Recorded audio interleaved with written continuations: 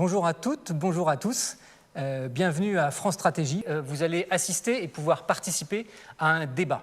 Un débat entre des acteurs de différents horizons qui ont un point commun.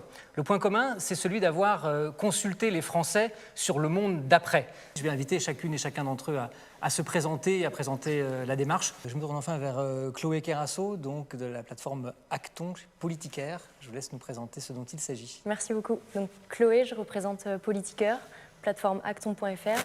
Nous avons lancé une consultation pendant le confinement avec une question simple: quel monde après le confinement?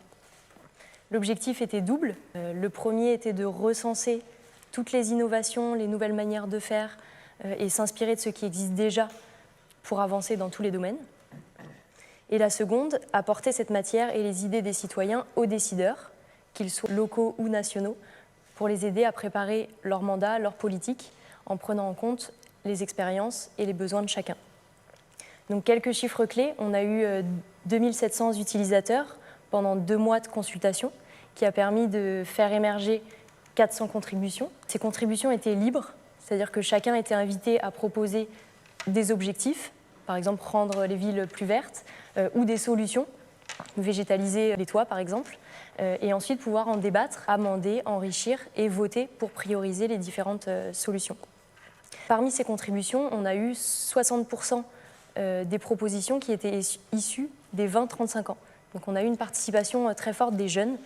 Et quand on rentre un petit peu plus dans le détail, on s'aperçoit que les objectifs ont été proposés massivement par les jeunes. 75% des objectifs ont été proposés par les 18-35 ans.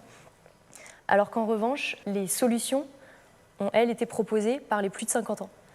Donc c'était intéressant de voir la complémentarité entre les jeunes qui se sentent légitimes pour fixer le cap, les orientations, et les plus anciens qui, eux, ont l'expérience, la connaissance pour enrichir et pour apporter des solutions.